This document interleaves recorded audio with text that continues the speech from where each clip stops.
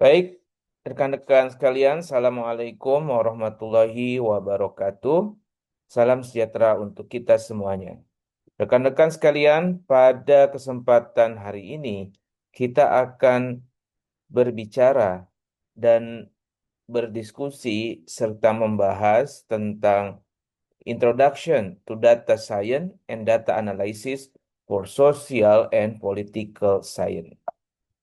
Sebagaimana kita ketahui bersama, bahwa pada saat ini kita telah berada pada era digital, di mana berbagai informasi dan data-data sosial maupun politik telah dirubah dalam bentuk digital. Proses digitalisasi ini tidak lepas dari munculnya kemajuan teknologi di bidang informasi dan internet, sehingga kita melakukan proses digitalisasi pada berbagai informasi dan data tersebut untuk kemudian menyimpan, memproses, menganalisis, dan memahami beragam data-data yang ada dengan metode yang efektif, efisien, dan sangat cepat. Data science dan analisis data merupakan sebuah upaya untuk kita menghimpun berbagai informasi-informasi penting yang terdapat dari berbagai kumpulan-kumpulan data dan informasi untuk kemudian kita menjelaskan berbagai pola dan hubungan-hubungannya untuk kemudian menjawab berbagai permasalahan sosial dan politik berbasiskan digital.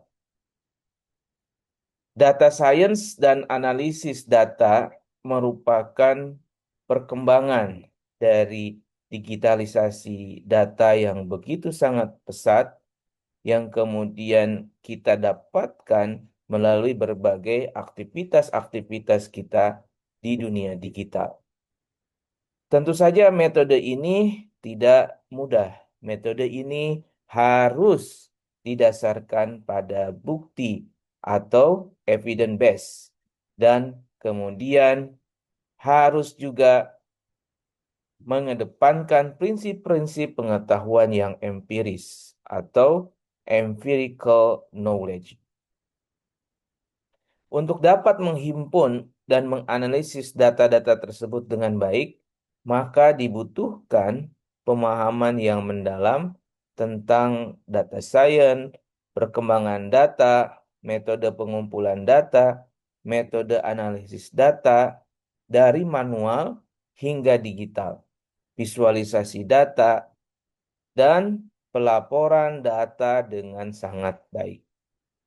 Namun demikian, data science terbatas hanya pada data-data atau informasi-informasi digital.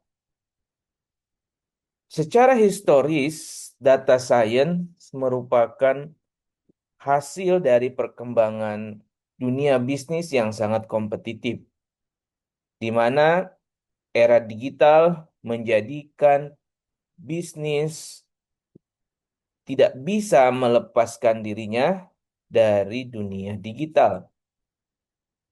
Mereka menjadikan data digital sebagai proses pengambilan keputusan dalam proses bisnisnya.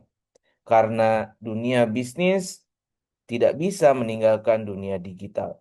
Bahkan dunia digital menjadikan bisnis menjadi semakin cepat dan semakin kompetitif. Oleh karena itu, perusahaan-perusahaan besar seperti Google, Amazon, Facebook, Twitter, Instagram, dan berbagai perusahaan-perusahaan besar lainnya menggunakan data digital melalui proses data science untuk mengambil keputusan-keputusan penting bisnisnya. Oleh karena itu,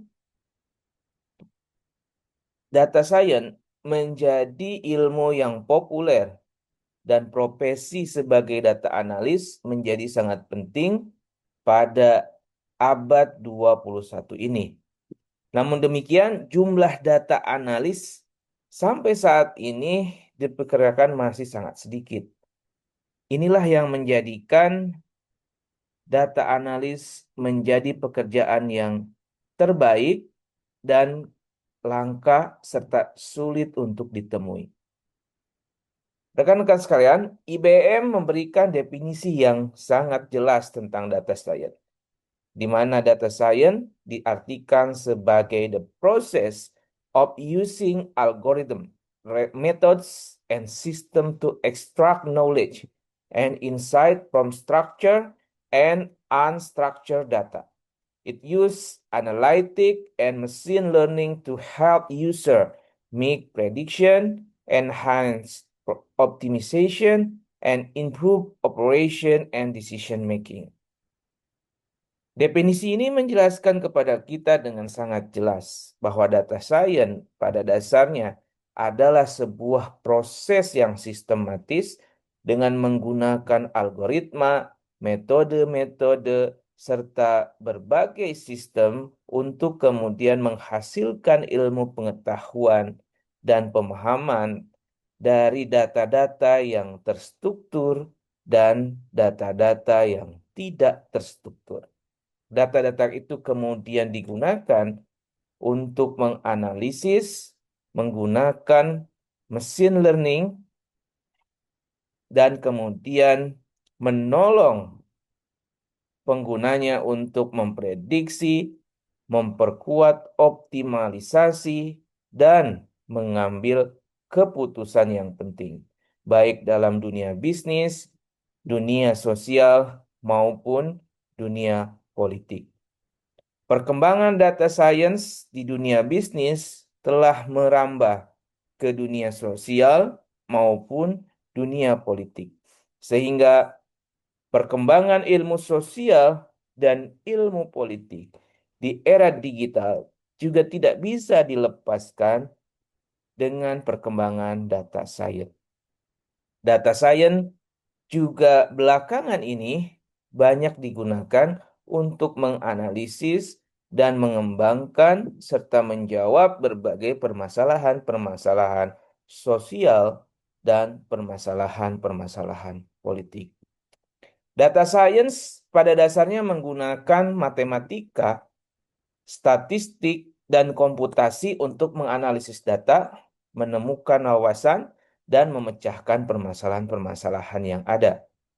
Data science mengubah data mentah menjadi informasi yang bermanfaat untuk mengambil keputusan melalui metode digital.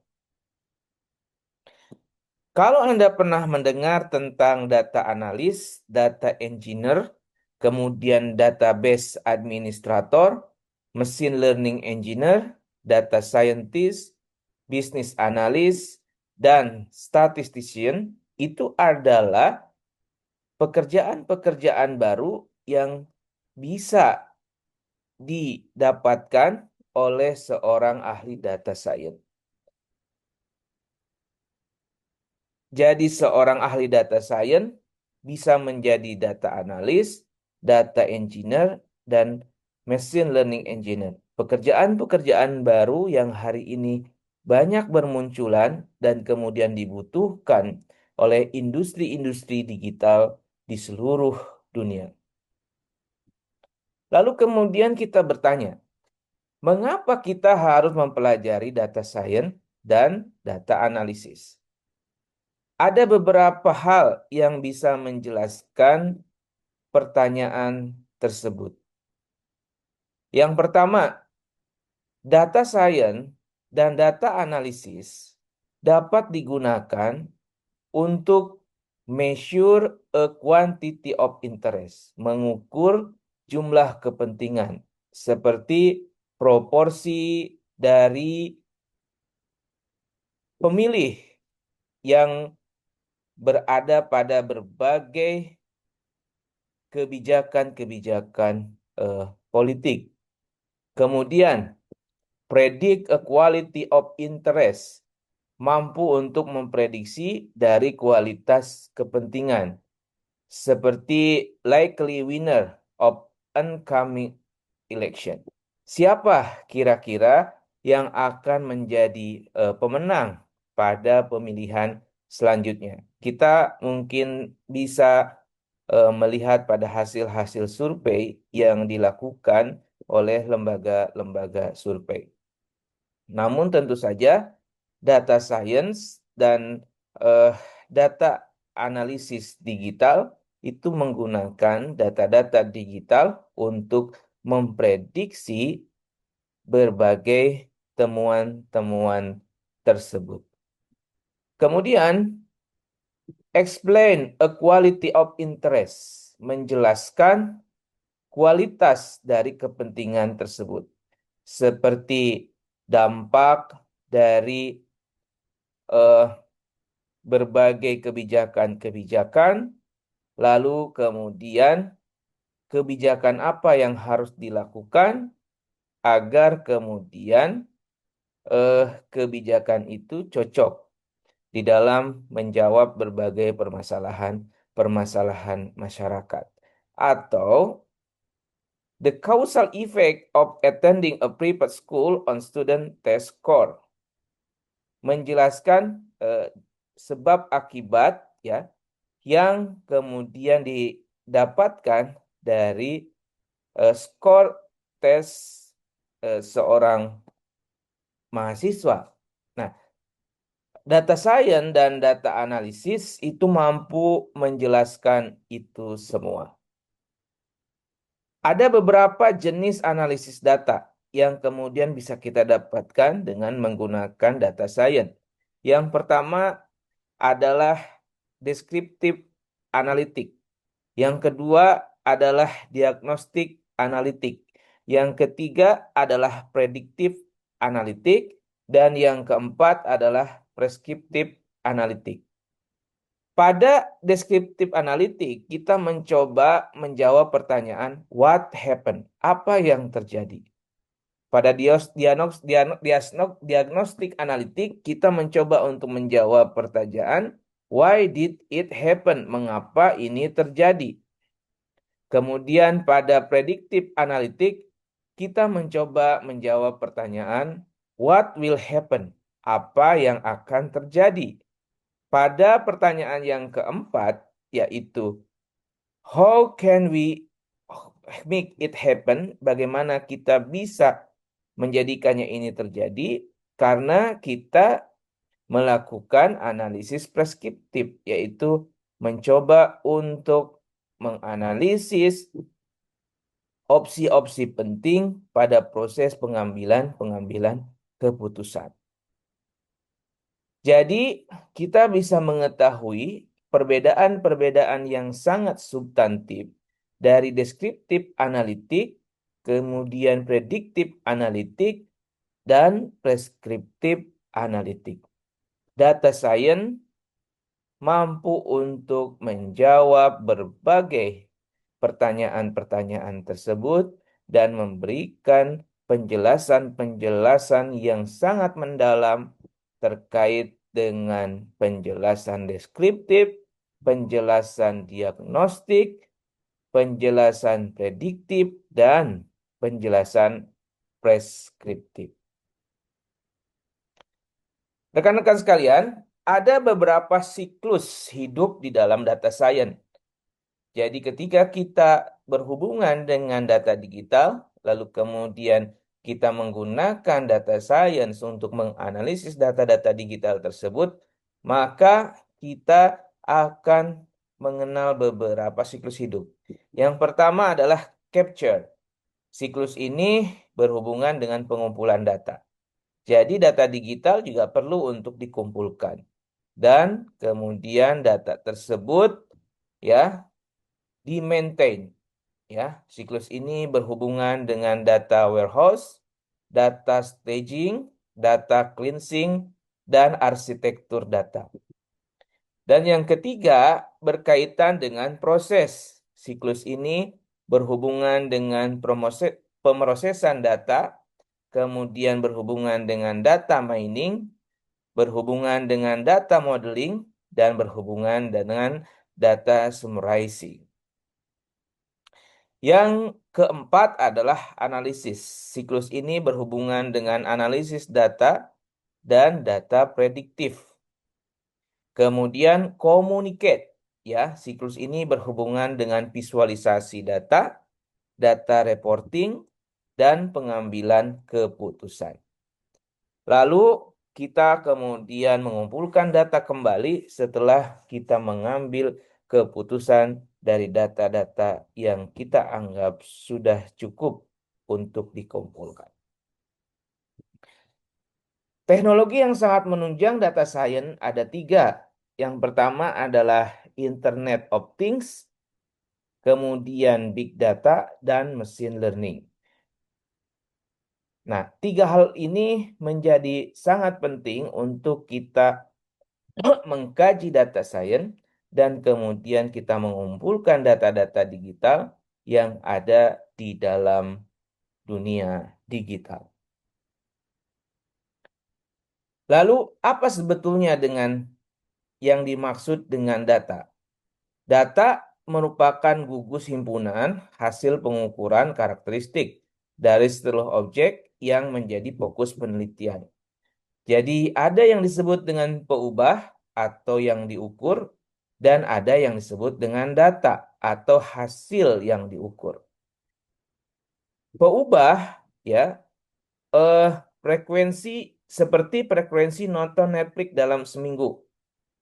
Itu adalah sesuatu yang diukur. Sedangkan hasilnya atau yang disebut dengan data, mungkin kita menonton Netflix 2 kali dalam seminggu, 4 kali dalam seminggu, 2 kali dalam seminggu, 1 kali dalam seminggu. Atau tidak pernah menonton Netflix sama sekali. Dalam bahasa Latin, data berbentuk jamak dari datum yang memiliki arti sesuatu yang diberikan. Ya.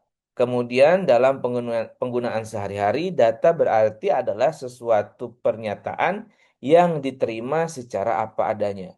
Namun dalam sudut pandang bisnis, data merupakan deskripsi organisasi tentang sesuatu kejadian yang terjadi. Ya, pengertian lain juga menyebutkan bahwa data adalah deskripsi dari sebuah kejadian yang sedang dihadapi. Bisa saja data transaksi, data masalah, ya. Lalu kemudian data keuntungan, data kerugian, dan lain sebagainya. Setelah data diolah melalui berbagai penelitian dan percobaan, maka data tersebut dapat dibentuk menjadi sesuatu hal yang lebih beragam, seperti database hingga sebagai suatu solusi dalam menyelesaikan masalah. Ada beberapa manfaat atau fungsi data. Dalam sebuah penelitian, seseorang akan selalu membutuhkan data. Melalui data, seseorang dapat mengolahnya menjadi sumber informasi yang terpercaya. Oleh karena itu, data sangat dibutuhkan untuk memberikan penjelasan yang berkaitan dengan masalah tertentu. Data dapat digunakan sebagai bahan untuk mengevaluasi dalam menanggapi suatu permasalahan tertentu. Kemudian data juga berfungsi untuk memecahkan sebuah permasalahan.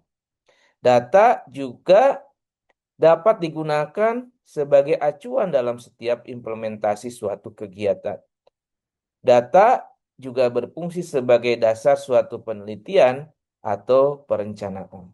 Tanpa ada data atau tanpa adanya informasi, maka kita tidak mungkin dapat merencanakan dan melaksanakan sebuah kegiatan dengan baik.